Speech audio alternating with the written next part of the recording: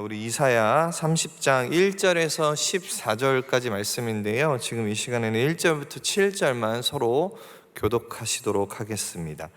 이사야 30장 1절에서 7절까지만 교독하시고 마지막 7절만 한 목소리로 합독하도록 하겠습니다. 여호와께서 이르시되 패역한 자식들은 화 있을진저 그들이 개교를 베푸나 나로 말미암지 아니하며 맹약을 맺으나 나의 영으로 말미암지 아니하고 죄에 죄를 더하도다.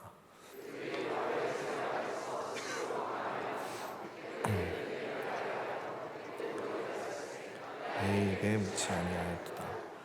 그러므로 바로의 세력이 너희의 수치가 되며 애굽의 그늘에 피함이 너희의 수욕이 될 것이라. 그 고관들이 소안에 있고 그 사신들이 하네스에 이르렀으나 그들이 다 자기 일을 유익하게 하지 못하는 민족으로 말미암아 수치를 당하리니 그 민족이 돕지도 못하며 유익하게도 못하고 수치가 되게 하며 수욕이 되게 할 뿐이니 네겜 짐승들에 관한 경고라. 사신들이 그들의 재물을 어린 나귀 등에 싣고 그들의 보물을 낙타 안장에 얹고 암사자와 수사자와 독사와 및 날아다니는 불뱀이 나오는 위험하고 곤고한 땅을 지나 자기에게 무익한 민족으로 갔으나. 다 같이 읽겠습니다. 애굽의 도움은 헛되고 무익하니라. 그러므로 내가 애굽을 가만히 앉은 마합이라 일컫으니라. 아멘. 네, 저희가 좀 전에 읽은 이사야서는 총 66장으로 구성이 되어 있습니다. 여러분, 성경 권수가 총 몇 권이죠? 66권이죠. 그래서 동일합니다.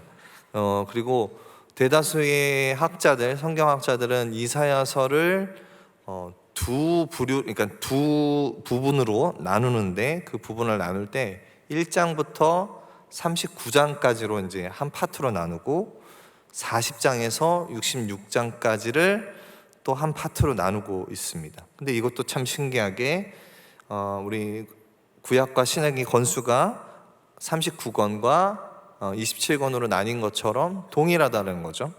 네, 신기한 건 여기서 끝나는 게 아니라 그 내용이 또 이렇게 좀 비슷한 내용들로 구성이 되어 있습니다. 이사야 39장까지는 어떤 심판과 어떤 하나님의 그런 책망에 좀 이렇게 중점을 두고 인간의 죄악성이 얼마나 이렇게 하나님 앞에서 죄악된 인간들인지에 대해서를 조금 이렇게 나열을 한다면, 후반부에 담겨져 있는 27장의 내용은 이 예수님께서 이 땅에 오신 그 사건을 다룬 신약의 이야기들처럼 대부분 구속의 은혜와 회복의 은혜를 이사야서도 그 마지막 뒤에 있는 27장에서 그 주제들을 다루고 있어요. 그래서 이사야서를 구약의 복음서라고도 이렇게 부르기도 합니다. 그래서 기독교 작가 데이비드 림보라는 사람이 이사야서를 세 가지의 핵심적인 내용으로 이렇게 정리를 했어요. 첫 번째는 너희는 불순종과 우상 숭배와 사회적 불의와 부적절한 종교 행위로 하나님의 언약을 깨트렸다라는 이런 내용이 담겨져 있고, 그리고 또 너희는 회개하라는 부르심을 받았지만 이를 거부했으므로 장차 주변 나라뿐 아니라 너희에게도 심판이 임할 것이다. 이 내용들이 이렇게 있어요. 그래서 지금 1번과 2번은 이제 구약처럼 39장까지의 내용들이 주로 담겨져 있다고 볼 수 있고, 이제 3번이 심판 너머에 하나님을 택하신 받은 백성과 나라들을 위한 영광스러운 장래 회복의 소망이 있다. 이렇게 이사야서를 이렇게 좀 구분해서 설명을 하는 걸 볼 수가 있습니다. 그래서 오늘 저희 본문이 배치된 곳을 보면 사실 이제 딱 단번에 알 수 있는 게, 이렇게 설명을 드린 걸 보면 오늘 내용도 그렇고 30장의 내용은 하나님께서 하나님의 그 백성들을 책망하는 내용이 담겨져 있는 부분입니다. 그래서 여러분이 뭐 본문을 읽으시면 아시겠지만, 그래서 사실 오늘 본문대로 말씀을 전하고자 하면 여러분께 하나님의 그 책망을 들려드려야 하고, 그 책망의 말씀을 여러분이 또 받아들여야 하는, 어떻게 보면 조금은 무거운 그런 주제로 말씀이 이어질 것 같습니다. 그래서 오늘 본문을 제가 1절에서부터 그 7절까지만 읽었는데 1절에서부터 7절의 한 단락과 그리고 8절에서부터 14절까지의 내용을 두 개의 또 단락으로 좀 나눠서 볼 예정이에요. 그래서 먼저 1절에서 7절의 내용은 하나님께서 남유다를 책망하시는 내용입니다. 뭐 딱 보면 아시죠? 문자적으로 봐도 충분히 이해하는데 어렵지 않아요. 그래서 그 내용을 조금 먼저 한번 살펴보면 1절을 보면 여호와께서 이르시되 패역한 자식들은 화 있을 진저라고 이렇게 말씀하십니다. 그래서 하나님께서는 남유다에게 지금 말씀을 하고 있습니다. 그래서 패역이라는 단어를 보면 사라르라는 단어를 썼는데요, 이 단어는 이사야에 총 3번 나오고 구약의 전체를 봐서라도 16번밖에 나오지 않는, 그렇게 자주 쓰여지는 단어는 아닙니다. 그래서 그 뜻을 영어식 표현으로는 뭐 stubborn이라는 이제 단어를 쓰는데, 이제 뭐 완고하다, 뭐 고집스럽다, 완강하다, 없애기 힘든 어떤 고질적인 이런 뜻을 가지고 있습니다. 다시 말해서 하나님께서 이 패역한이라는 단어를 통해서 당신의 백성들을 가리켜서 나를 거역하는 자식들아, 나에 대하여 완고하고 또 고집스럽고 완강하고 없애기 힘든 이 고질적인 태도를 가진 자식들아 라고 이렇게 말을 하고 있는 거나 마찬가지라는 거예요. 이쯤 되면 궁금하죠? 왜 하나님이 자신이 사랑하는 그 이스라엘 백성들, 하나님의 백성들에게 이렇게 말씀을 하실까요? 자, 당시 시대적인 배경을 조금만 한번 살펴보고 좀 계속해서 설교를 좀 이어갔으면 좋겠습니다. 당시의 남유다 왕은 여러분 한 번쯤 들어봤을 텐데 히스기야라는 왕이었습니다. 히스기야는 25살에 남유다의 왕이 되었어요. 그래서 이 히스기야와 그 히스기야의 아버지 아하스의 그 두 왕의 외교 정책을 조금만 살펴보고 알아볼 필요가 있습니다. 그래서 제가 너무 만들기 귀찮았는데 여러분 좀 보시기 편하라고 좀 만들어 봤어요. 네, 남유다 화면을 좀 보여주시면 좋을 것 같아요. 네, 별거 아니지만 남유다 12대 왕 아하스와 13대 왕 히스기야의 외교 정책이 이랬어요. 그러니까는 아버지인 아하스는 친아수르라는, 이제 아수르라는 나라와 이제 친하게 지낸 거죠. 그냥 쉽게 얘기하면. 그리고 반아람이라는 나라, 이렇게 외교 정책이었고, 또 히스기야는 친애굽, 그리고 아버지와 반대로 반아수르였습니다. 일단 기본적인 외교 정책은 이렇습니다. 자, 히스기야의 아버지 이 아하스 당시에는 아수르가 서진 정책이라고 그래요. 그러니까 아수르라는 나라를 기점으로 해서 서쪽으로 이제 그 자신들의 영역을 넓히기 위해서 점점 이렇게 약소국들을 이렇게 점령해 가는 거예요. 그런 그 서진 정책을 펼쳐서 그 약소국들이 제각기 동맹을 이렇게 체결하는 상황이었어요. 아하스 당시에는, 히스기야 아버지 아하스 당시에는. 그리고 또 아람 왕과 또 북이스라엘이 서로 연합해서 이 아하스가 다스리고 있던 유다를 침공을 한 거예요. 그래서 아하스는 이제 성전에 있는 막 금과 은 이런 것들을 다 벗겨서 아수르에게 조공을 보내요. 아수르라는 나라에게 조공을 보내서 도움을 요청합니다. 그래서 이렇게 해서 이 아하스라는 왕은, 히스기야 아버지 아하스라는 왕은 아수르에게서 살아남기 위해서 이렇게 친하게 지내자 해서 친 아수르 정책을 펴게 됩니다. 자, 그러나 이제 아하스의 아들 히스기야의 시대로 돌입해서 아수르는 아버지 때, 아하스와 아버지 때와 달리 되려 보호해주고 친하게 지냈는데 그게 아니라 유다를 공격하고 침공하게 됩니다. 그러다 보니까 히스기야는 정반대로 외교 정책을 가지게 되는 거죠. 이러한 아하스와 히스기야, 그리고 이 이스라엘 유다 백성들의 어떤 정치 지도자들, 그리고 그 백성들의 외교 정책을 하나님께서는 여러 차례 이사야 선지자를 통해서 책망을 하셨어요. 여러 차례 책망을 하셨습니다. 그래서 오늘 말씀에도 사실은 그 내용인 거예요. 오늘 말씀에도 사실 그 내용인 건데 1절과 2절을 통해서 다시 한번 여호와께서 직접 책망하고 있는 거예요. 하나님께서는 이제 무엇을 책망하고 계십니까? 지금 히스기야 왕은 정책이 어땠어요? 반아수르, 그리고 친애굽이었죠. 그래서 이런 정책을 가진 이 히스기야와 그 지도자들과 그 백성들을 향해서 책망하고 있는 겁니다. 어떻게 책망하냐면 1, 2절의 내용이 이런 거예요. 너희는 계획을 가졌지만 하나님께 나로 말미암지 않았다라는 거죠. 그리고 너희는 세상의 세력, 이게 애굽이죠. 애굽을 통해서 스스로 강해지려 한다라는 겁니다. 그리고 너희는 어려움을, 너희가 겪고 있는 지금 시대적인 그 너희의 나라적인 어려움을 세상을 통해서, 애굽을 통해서 피하려고 한다. 그걸 책망하고 있는 겁니다. 그리고 너희는 세상으로 갈 때, 그 애굽으로 도움을 요청하러 갈 때 나 여호와께 묻지 않았다라고 이렇게 이야기를 하고 있는 겁니다. 자, 이처럼 이 한 나라든지요, 개인이든지 살아가다 보면 이제 압박, 어떤 어려움이 있잖아요.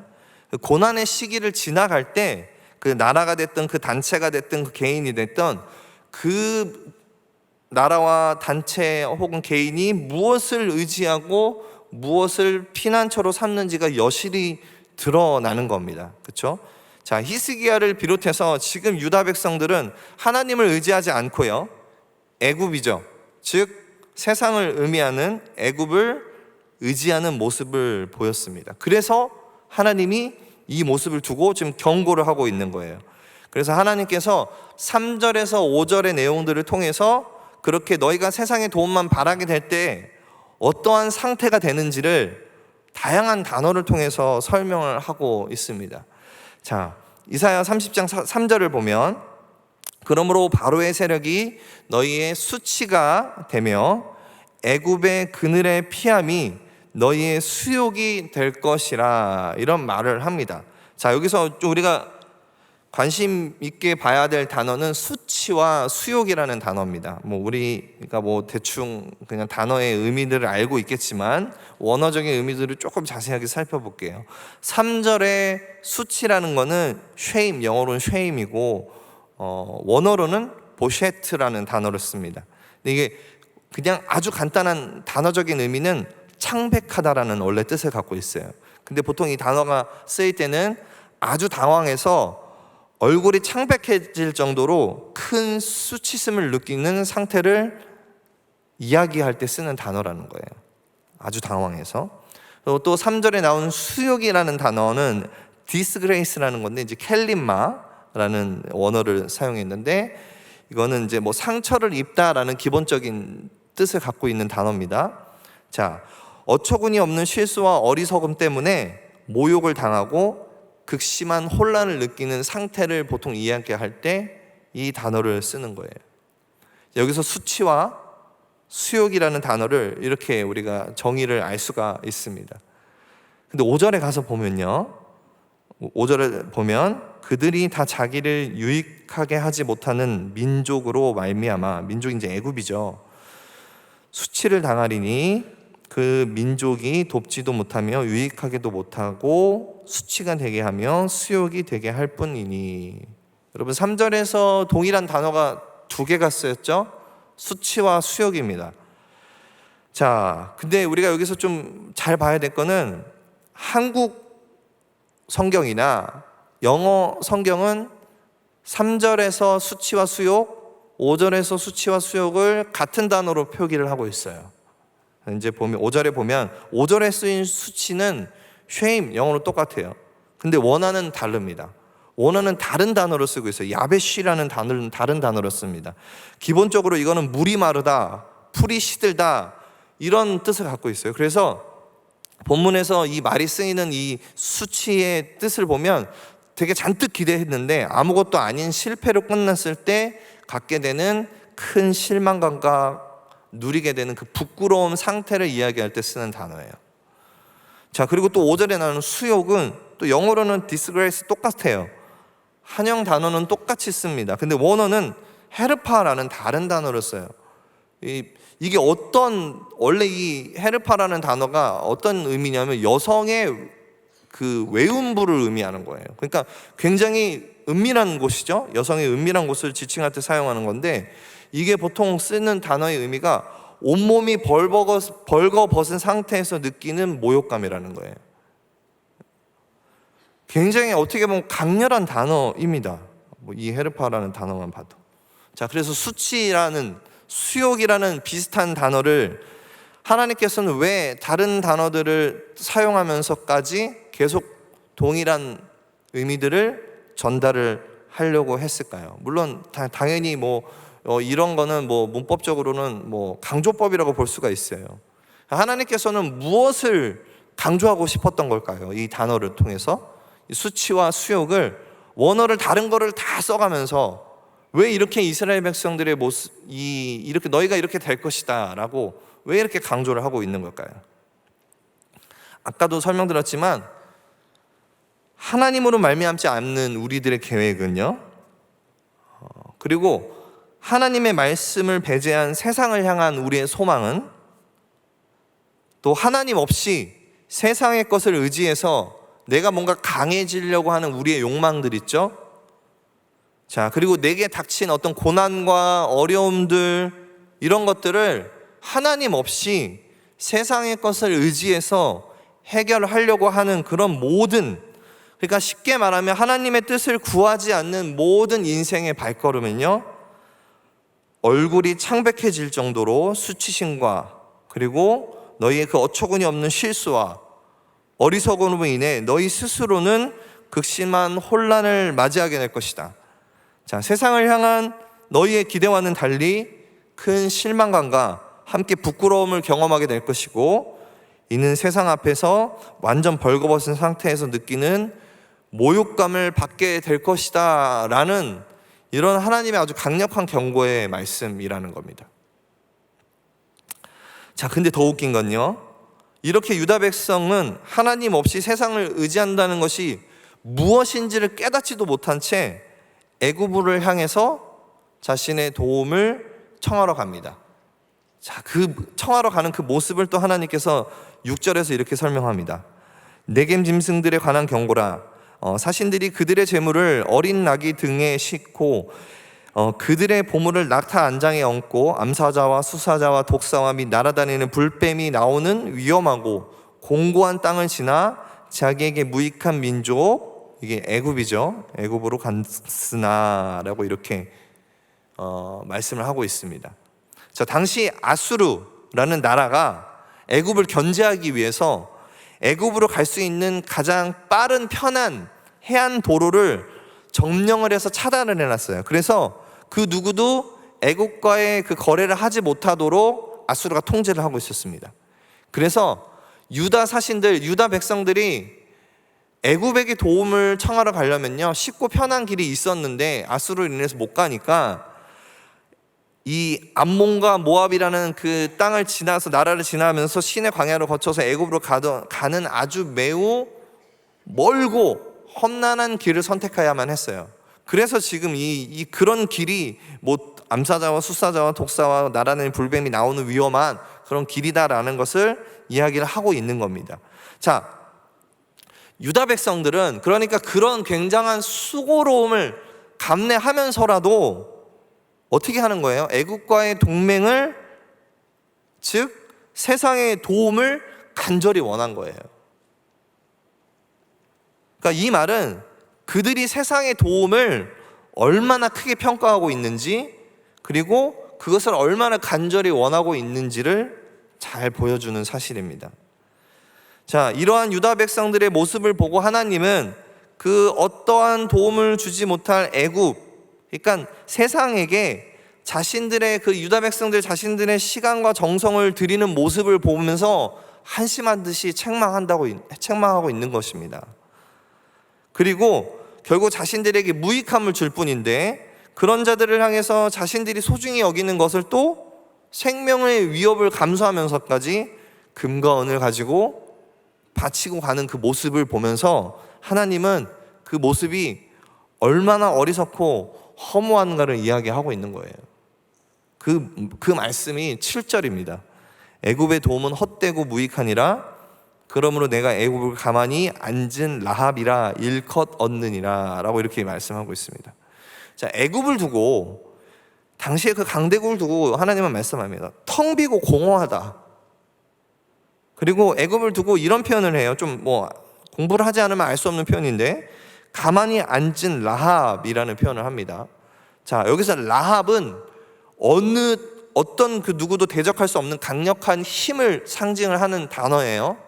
근데 가만히 앉은이라는 표현을 함께 사용했습니다. 그러니까 이거를 영어로 표현을 하면 Therefore I call her Rahab to nothing 이라는 표현이에요. 그러니까 다시 말해서 오늘 설교 제목대로 There is nothing이에요. 아무것도 없다라는 거예요.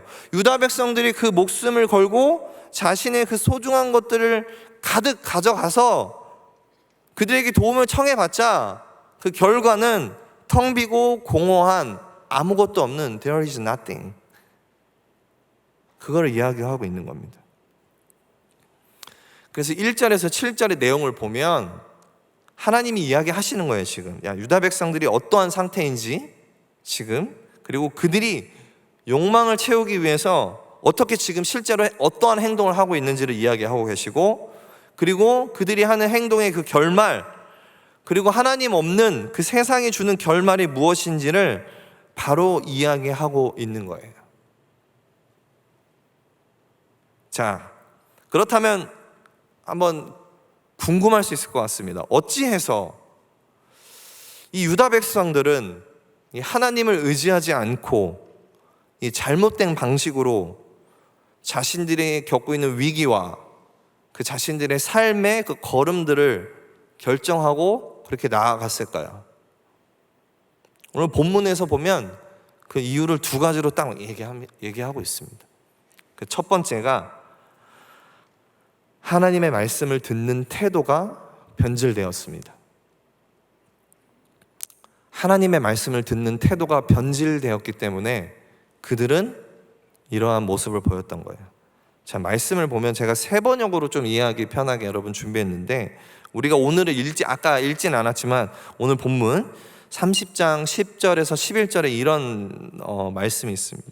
자, 선견자들에게 이르기를, 선견자들은 당시에 어떤 예언자들, 선지자들이죠. 이르기를 미리 앞일을 내다보지 말아라 하며, 예언자들에게 이르기를 우리에게 사실을 예언하지 말아라, 우리를 격려하는 말이나 해라, 거짓 현실을 예언해라, 그 길에서 떠나거라, 그 길에서 벗어나거라, 이스라엘의 거룩하신 분 이야기는 우리 앞에서 제발 좀 그만해라, 이렇게 말을 하고 있다라는 거예요. 쉽게 얘기하면 오늘날로 치면 여러분이 만약에 그런 입장이라면 제발 이제 우리한테 설교도 하지 마시고 말씀대로 살아라, 이런 말도 좀 하지 말라고요. 하나님만 좀 따르라고 강요도 하지 말라는 거예요. 지금 여러분 입장에서 이런 목회자들이나 교회를 향해서. 그러면서 듣기 좋은 미래에 대해서나 말해라. 제발 좀 거룩한 하나님 얘기는 그만 좀 해라. 자, 유다 백성들의 이 하나님의 말씀을 듣는 태도가 얼마나 반항적이고요, 자기중심적이고 비판적인 태도를 취하고 있습니까? 이를 통해서 우리도 알아야 돼요. 신앙의 변질은 말씀을 듣는 태도의 변질부터 시작이 됩니다. 자, 어떤 주석가는 이 부분을 두고 해석을 하기를 이렇게도 얘기해요. 이러한 그들의 악행은 한마디로 여호와를 거부하고요, 자신들 스스로를 여호와 백성됨을 포기한 것까지라고 이렇게 평가를 하고 있습니다. 자, 여러분, 하나님의 말씀을 거부하는 것은 내가 하나님의 자녀가 아니라는 것을 증명하는 길밖에 되지 않습니다. 여러분, 이러한 유다 백성들의 태도 앞에 여러분은 어떠한 생각이 드십니까? 나는 안 그러는데, 나는 저 정도까지는 아닌데, 이렇게 생각하시는 분이 아마 많으실 것 같은데, 과연 나는 하나님 말씀 앞에서 어떠한 태도를 보이고 있는가라는 이 질문에 우리는 무엇이라고, 여러분 스스로는 지금 무엇이라고 대답을 할 수 있을 것 같습니까? 일단 저부터 보면 너무 부끄럽지만 고백할 수밖에 없는 게 하나님의 말씀을 듣는 태도가 변질된 모습이 있음을 인정을 할 수밖에 없습니다. 나름 목사라고요? 설교를 전한다고? 예전에 전도사 때는 안 그랬던 것 같아요. 아주 초반에 사역 시작할 때는 다른 목사님들 말씀 전하면 어떻게 말씀 전할까 막 이렇게 관심도 많이 갖고 이렇게 좋은 점을 배우려고 노력도 많이 하고 기도 기울였는데, 이제는 머리가 좀 컸다고요. 저도 스스로가. 다른 목사님들 설교를 딱 들으면 그래도 뭐 시작할 때는 경청하는 마음으로 당연히 듣죠. 뭐 처음부터 뭐 비판하는 마음으로 제가 듣겠습니까? 근데 그렇게 설교를 듣다가 보면 뭐 설교자가 뭐 설교를, 그러니까 성경을 주의하는 방식이나 설교의 어떤 형태나 뭐 내가 배워온 것, 내가 가지고 있는 기준과 좀 부합하지 않으면 부정적인 태도를 갖습니다. 이 말씀은 제대로 전하지 않고 뭐 저런 얘기만 하나 뭐 이런 생각을 하기도 하고, 본문 말씀대로 설교하지 뭐 저런 얘기를 하나 이런 비판의 마음도 갖고 있습니다. 솔직히.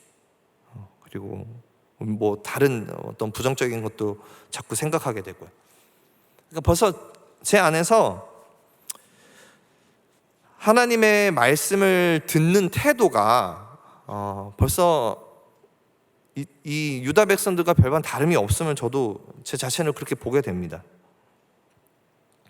자, 여러분, 우리가 드리는 예배는, 아까 우리 조상신 목사님도 오프닝 기도 때 그런 얘기를 하셨어요. 우리가 드리는 예배, 이 예배는 하나님이 우리를 초청하시고 우리를 이끄시고 하나님 이곳에서 역사하시는 그런 예배임을 여러분 믿으십니까? 믿으시죠? 자, 하나님께서는 예배 가운데요, 성령님을 통해서 다양한 방법으로 임재하고 계십니다. 그죠?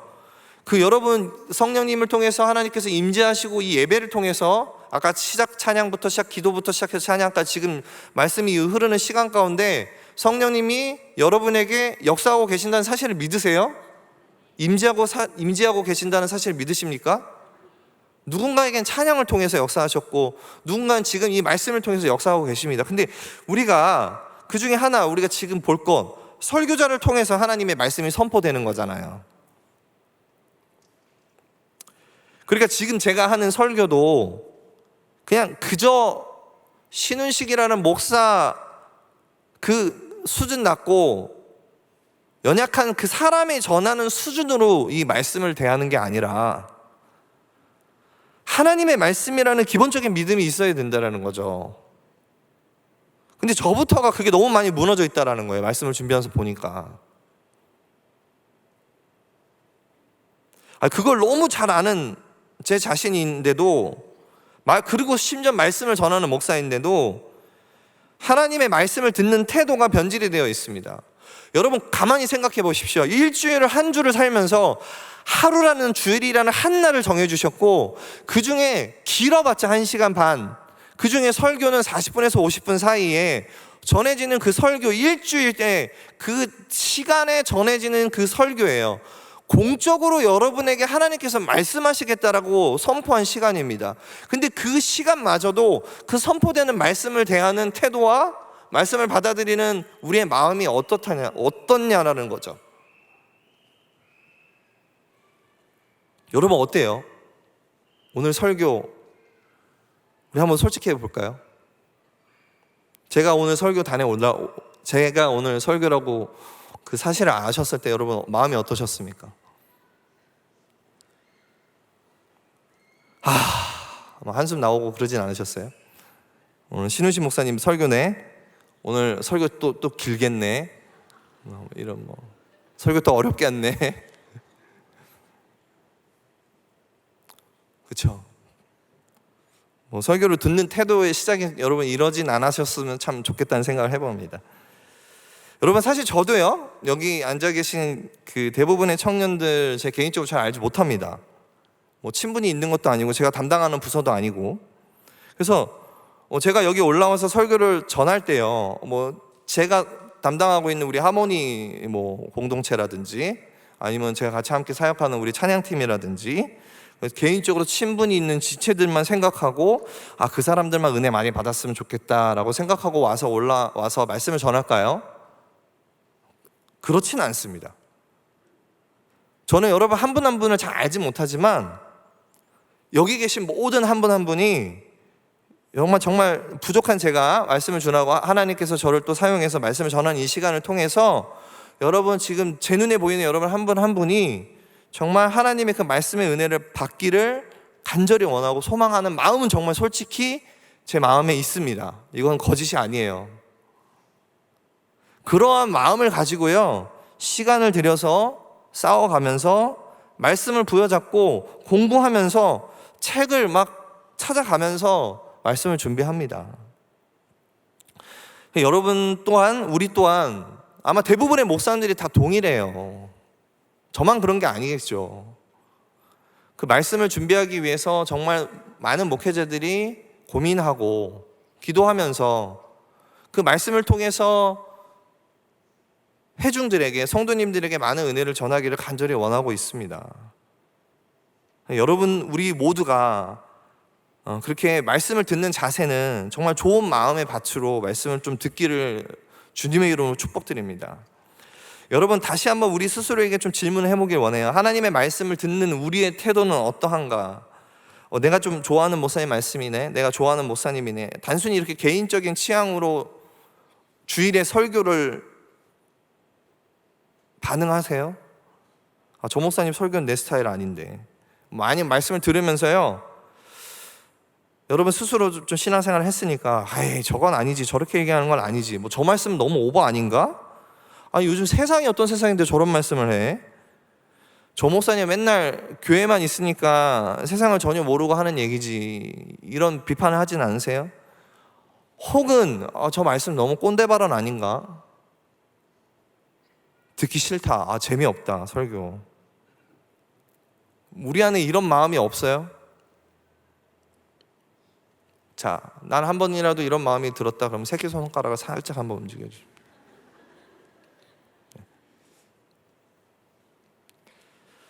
네, 제가 말씀드리는 거는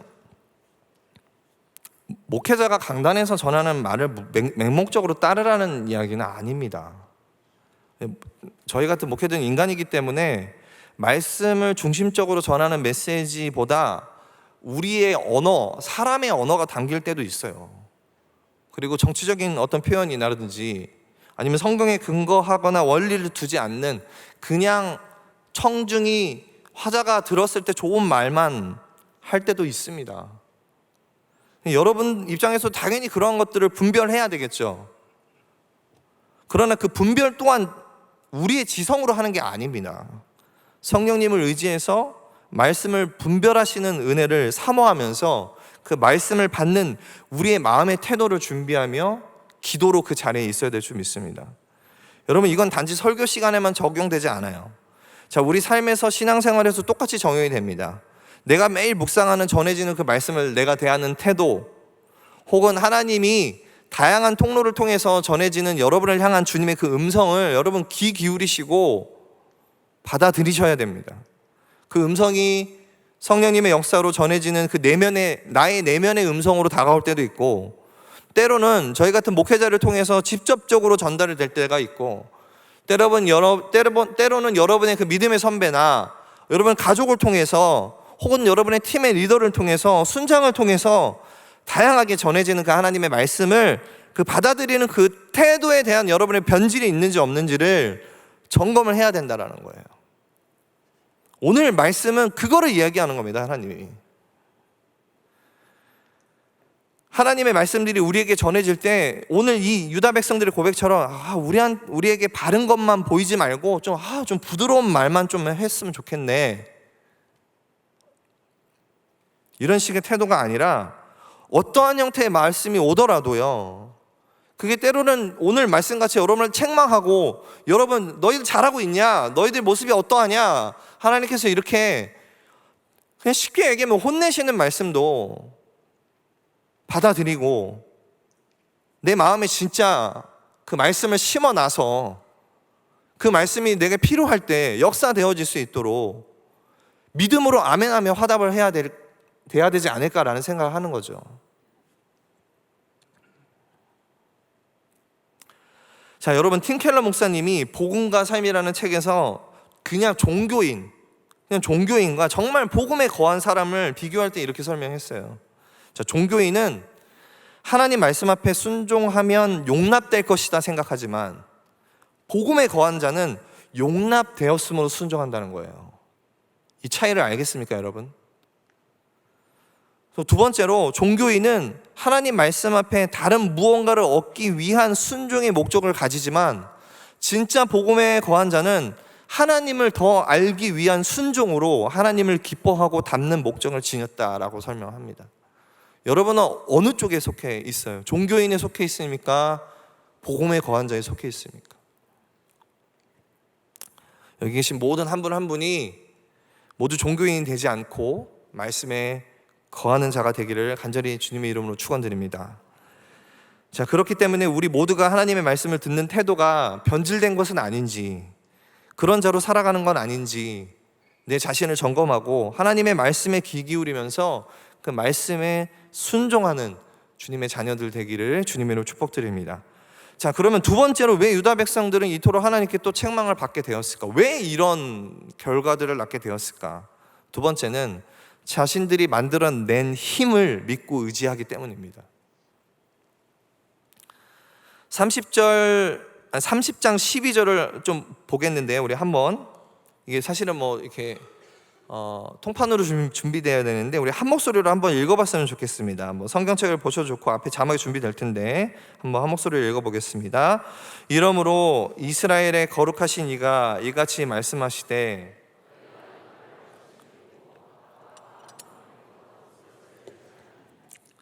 자, 하나님 말씀하셨어요. 자, 너희가 이 말을 업신여기고, 이 말은 이제 하나님 말씀이겠죠. 그리고 뭐를 믿어 의지한다고 표현되어 있어요?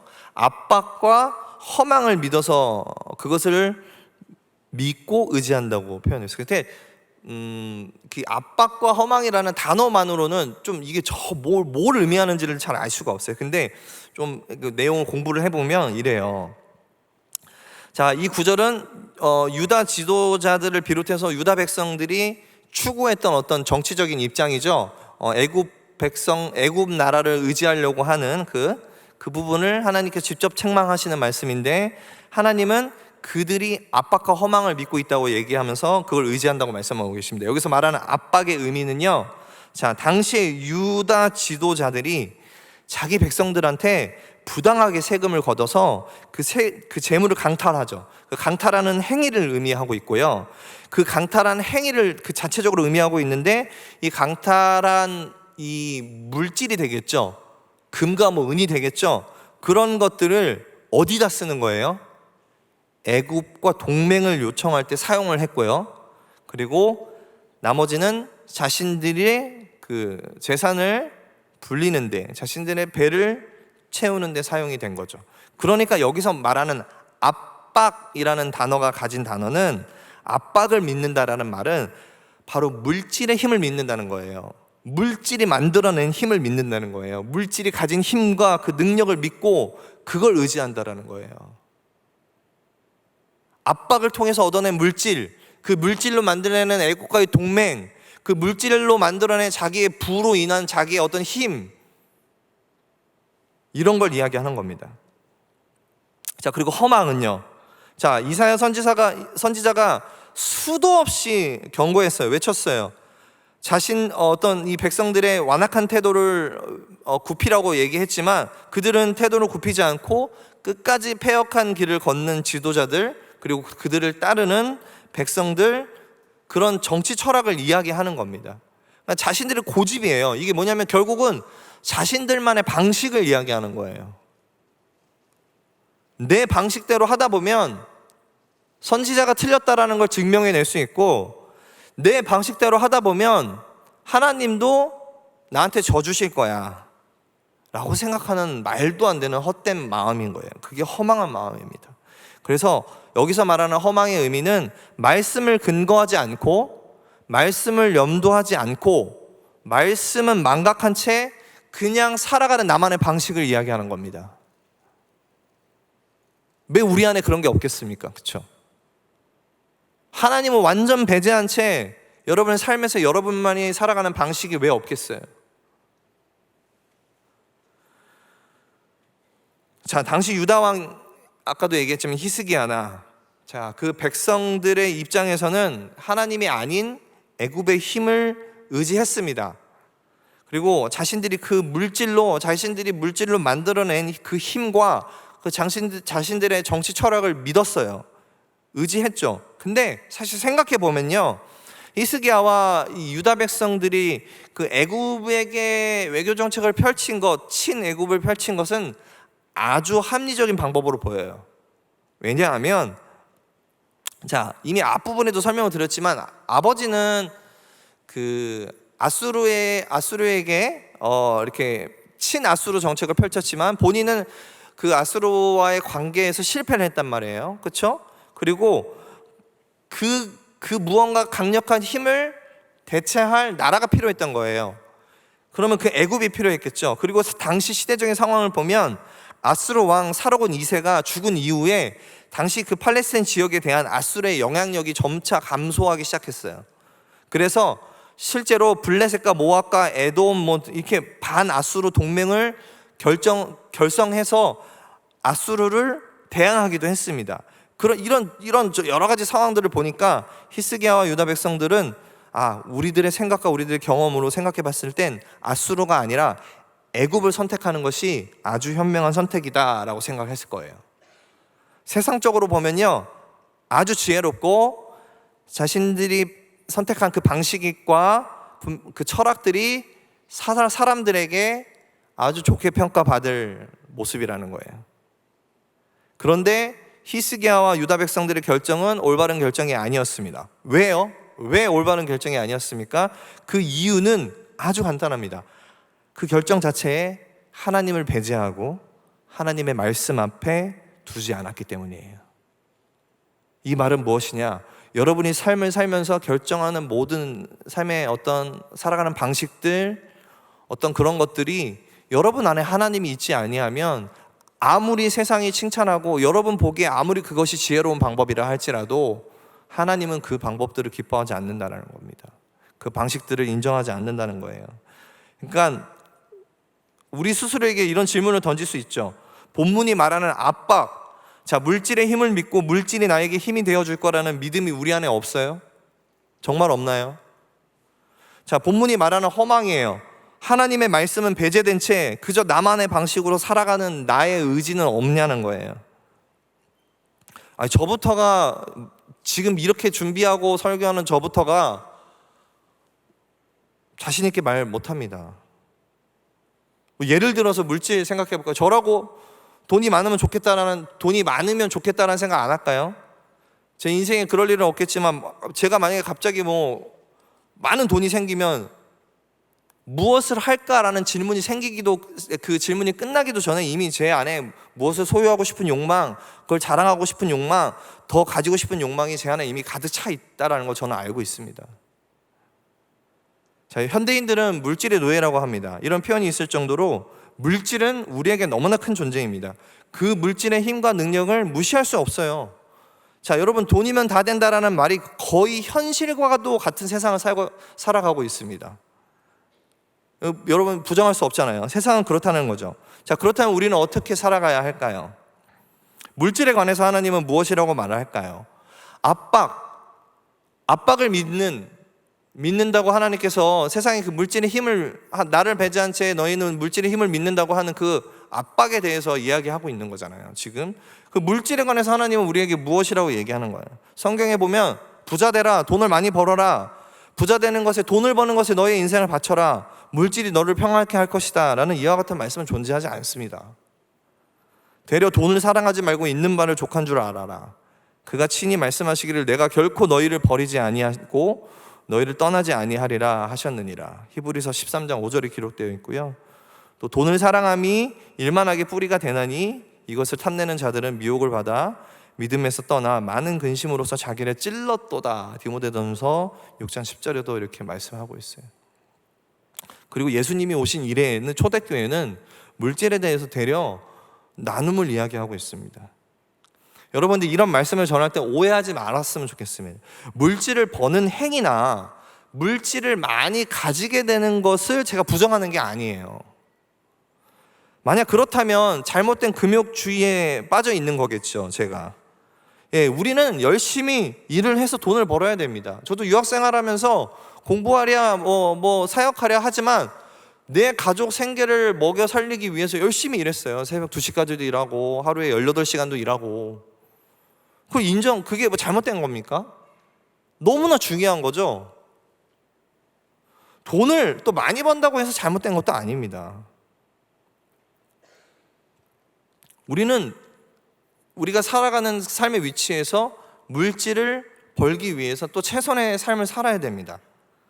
자, 그런데 여러분이 그 돈을 버는 행위와 여러분이 그 돈을 버는 마음 안에 하나님이 없이 그 돈을 버는 목적이요, 그저 나의 욕망과 나의 욕심만을 채우고 세상의 원리 원칙만을 따라서 그냥 많이 가지면 좋고 돈을 많이 벌면 그냥 사람들이 인정해주고, 그러게 돈을 많이 갖고 있으면 편하게 살 수 있으니까, 좋은 차 탈 수 있으니까, 좋은 집 살 수 있으니까, 그런 방식에서의 자리에서는 떠나야 된다는 거예요. 자, 히스기야와 유다 백성들처럼 그저 세상의 힘을 의지하기 위해서 그렇게 물질을 가지려고 하는 욕망일 뿐, 그런 모습은 하나님이 기뻐하지 않는다고 이야기하고 있는 겁니다.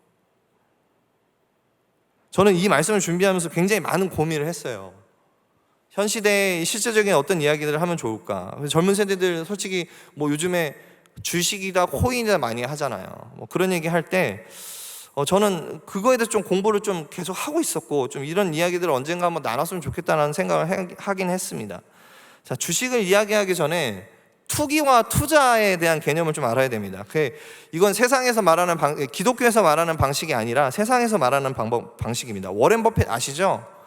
워렌 버핏의 스승이자 현대 이 투자 기법을 창시한 사람이에요. 말하자면 이게 거의 보면 뭐 주식이라는 그 개념을 만들어낸 사람인데, 이 벤자민 그레미어라는 사람이 그의 책에서 이렇게 이야기를 합니다. 투자와 투기의 개념을 이렇게 설명해요. 자, 투자는 철저한 분석하에서 원금의 안정과 적절한 수익을 보장하는 것이고, 이러한 조건을 충족하지 못하는 행위는 투기다. 야, 여러분, 지금 이 말은 기독교적인 관점이 아니에요. 그냥 벤자민 그레이미어라는 사람이 그 부분을, 이렇게 주식에 대해서 올바른 관점을 이야기하는 걸 우리가 볼 수 있습니다. 이 짤막한 문장 안에도 물질에 대해서 어떻게 생각해야 되는지가 답이 나와요. 철저한 분석이라는 단어를 보세요. 이 말은 주식을 하기 전에, 투자를 하기 전에 어떠한 시간과 노력이 필요한 정말 프로페셔널한 모습이 필요하다는 겁니다. 그리고 원금의 안전이라는 말은 주식은 도박과 같이 딸 수도 있고 잃을 수도 있다는 개념이 아니라는 거예요. 자, 적절한 수익이라는 말은 지나친 욕심과 욕망은 내려놔야 한다는 말로, 즉 대박을 치기 위해서 주식을 하는 게 아니라는 겁니다. 주식을 해본 사람들이 이야기해요. 어떤 분은 주식을 했는데 주식의 주가가 오르고 내리고에 내 감정이 오르고 내리고 하더래요. 주가가 오르면 기분이 좋고 주가가 내리면 기분이 나쁘고, 이거에 내 감정이 지배당한다는 사실에, 내 삶이 지배당한다는 사실에 스탑하게 됐대요. 또 어떤 분은 가볍게 시작한 주식인데 점점 내가 가진 재정에 지나친 비율로 투자를 하면서 점점 투기가 아닌 뭔가 대박을 노리려고 하는 자신을 보게 되더랍니다. 그래서 멈췄대요. 여기서도 오해하지 않았으면 좋겠습니다. 제가 무조건 뭐 주식을 반대하는 이야기는 드리는 게 아니에요. 아마 여러분 많이 하고 계실 겁니다. 제 말을 오해하지 않았으면 좋겠는데, 저는 주식 자체가 잘못된 거라고 말씀드리는 게 아니에요. 왜냐하면 만약에 그렇게 된다면 주식을 직업으로 살아가시는 분들도 있고, 금융업에서 종사하시는 분들은 뭐 그러면 다 잘못된 삶을 살아가는 게 돼버리니까요. 그렇죠? 저도 뭐 시간이 많이 갔지만 저도 주식할 기회가 있었습니다. 무려 20년 전에. 제가 미국에 처음 간 교회 여러분 같은 청년인데, 어떤 청년이 저한테 딱 오더니, 그땐 전도사님이었어요. 전사님, 주식 하실래요? 이러는 거예요, 저한테. 그래서 그때 당시만 해도 뭐 주식에 대한 잘 몰랐고, 뭐 당연히 뭐 사역자 그런 거 하면 큰일 나는 줄 아니까 노를 했어요. 근데 그때 당시 주식이 뭐였는지 아세요, 여러분? 애플이었어요. 아시는 분들은 지금 이 안타까운 탄성이 지금 흘러나옵니다. 그 당시에 그 친구가 정말 그쪽 분야에서 공부도 했고 해서 20년 정도예요. 20년 전 정도예요. 애플 주식을 사라고 꼭 나한테 얘기해 주더라고요. 그래서 제가 너무 궁금해서 설교를 준비하면서 20년 전 내가 가진 그때 한 2만 불 정도 만약에 투자를 할 수 있었으면 20년 전에 2만 불을 내가 투자를 했으면 지금 얼마였을까? 30억에서 40억이더라고요. 탄성이 나오죠. 제가 그때 20년 전에 그 청년 말을 듣고 2만 불을 투자를 했으면 저는 지금 30억에서 40억의 자산을 누리고 있는 목회를 안 했겠죠. 목사 했겠습니까? 우스갯소리로 드리는 건데요, 여러분. 그러니까 주식이 무조건 나쁘다라는 게 아닙니다. 왜 내가 이거를 해야 하는지, 내가 왜 이거를 통해서 돈을 벌어야 하는지의 이유와 목적이 먼저 분명해야 되는 거예요. 그게 하나님 안에 있지 않다면 그냥 내 그저 욕망만 채우기 위해서 내가 그냥 세상의 원리대로 더 많이 가지면 좋고 더 많이 벌면 좋고, 그죠? 더 부자가 되면 좋으니까 그런 마음의 상태를 이야기하는 겁니다. 자, 이뿐만 아니라 우리 너무 많아요. 세상을 살면서 우리를 혼란하게 하고 혼탁하게 하면서 점점 세상의 방식으로 우리를 세상은 이끌려고 합니다. 그게 세상이 존재하는 목적이기 때문이에요. 하나님의 나라, 그 백성을 세상의 백성의 삶을 살아가게 하려는 것이 세상이 존재하는 목적입니다. 여러분 기억하시기 바랍니다. 압박, 물질의 힘과 허망, 그러니까 나의 어떤 방식, 세상의 방식을 믿어서 그것을 의지하는 자들을 하나님은 책망하신다는 거예요. 자, 여러분 우리는 무엇을 믿고 의지하며 살아가고 있습니까? 입술로는 여러분 하나님을 믿고 의지한다고 말씀을 하시면서 여러분의 삶의 형태와 방식, 압박과 허망을 믿고 있지 않냐는 거예요. 자, 이런 설교 앞에서 혹은 이런 질문 앞에서 대충 생각하고 회피하고 넘어가지 마시고요. 정말 기회가 된다면 여러분 자신을 철저하게 바라보시기를 간절히 부탁을 드립니다. 자, 이제 오늘 말씀을 정리합니다. 이사야 30장 1절에서 7절에서의 말씀은 하나님께서 유다 백성들이 어떠한 상태인지 그들의 자신들의 욕망을 채우려고 어떠한 행동을 하는지 하나님이 말씀하시면서 8절에서 14절에서의 내용은 유다 백성들이 왜 이렇게 되었는지를 그 이유에 대해서 이야기를 하는 거예요. 여러분 기억하시기 바랍니다. 우리의 삶에 하나님의 말씀이 없이, 하나님의 뜻이 없이 그저 물질의 욕망과 세상의 방식으로 살아간다면 여러분들이 맞이하게 되는 그것을 통해서 얻는 결말은 헛되고 무익하다는 거예요. There is nothing이라는 거예요. 아무것도 존재하지 않는다는 거예요. 여러분 왜 하나님이 우리를 지금 책망하십니까? 먼저는 이 설교자인 저를 하나님 책망하신다고 저는 믿고 있고요. 그리고 이 부족한 자의 입술을 통해서 전하는 말씀을 통해서 듣는 여러분 삶 안에 그러한 부분들이 있다면 하나님은 당신에게 돌아오기를 원하시는 거예요. 그래서 오늘 이 말씀이 선포되는 겁니다. 그냥 신우신 목사의 말로 듣지 마시고 여러분 정말 하나님의 말씀과 음성으로 들으시기를 주님의 이름으로 축원드립니다. 그렇게 우리가 주님 앞에 나아갈 때 우리에게 주시는 말씀이 또 있어요. 오늘 혼나기만 한다고 생각하지 마시고 이사야서 아까 제가 설명드릴 때 보면 66장인데 나머지 후반부에 보면 어떤 말씀이 있다고 되어 있어요. 하나님은 이사야서를 통해서 물론 정말 말도 안 되는 정말 계속 혼내요. 1장부터 보면 계속 혼나요. 근데 뒤로 가면 갈수록 하나님께서는 그 백성들을 긍휼히 여겨주시고 결국은 당신의 그 사랑과 은혜로 회복시킴을 약속하고 계십니다. 여러분 우리를 향한 그 말씀인 거예요. 그 회복의 말씀도 여러분 믿으시길 바라고 제가 한 세 구절 정도를 준비했는데요. 우리가 이 말씀들을 좀 같이 우리가 믿음으로 좀 선포하면서 우리가 합독하고 읽고 그리고 말씀 맞췄으면 좋겠습니다. 여러분 잘 아시는 말씀드릴 텐데 우리 한번 읽어보도록 하겠습니다. 상한 갈대를 꺾지 아니하며 꺼져가는 등불을 끄지 아니하고 진리로 공의를 베풀 것이며 그는 쇠하지 아니하며 납담하지 아니하고 세상에 공의를 세우기에 이르기니 섬들이 그 교훈을 앙망하리라. 또 두려워 말라 내가 수치를 당치 아니하리라. 놀라지 말라 내가 부끄러움을 보지 아니하리라. 내가 내 청년의 때의 수치를 잊겠고 과부 때의 치욕을 다시 기억함이 없으리니. 우리 마지막으로 여호와가 너를 항상 인도하여 메마른 곳에서 내 영혼을 만족하게 하며 내 뼈를 견고하게 하리니 너는 물된 동산 같겠고 물이 끊어지지 않는 샘 같을 것이라. 아멘. 여러분, 사랑하는 호산나 우리 형제 자매님들, 여러분, 하나님 앞에 주의 말씀을 향한 그 갈망의 태도로 여러분 나오십니까? 여러분, 세상을 살아갈 때 어떤 마음으로 살아가세요? 세상의 물질과 원리, 하나님의 말씀이 없는 나만의 방식을 신뢰하지 마시고 오직 구원자 되시는 예수 그리스도를 의지하시면서 세상은 다 아니라고 말을 해도 하나님의 말씀이 그렇게 이야기하고 있다면 그것을 따를 수 있는 여러분이 되기를 주님의 이름으로 축복합니다.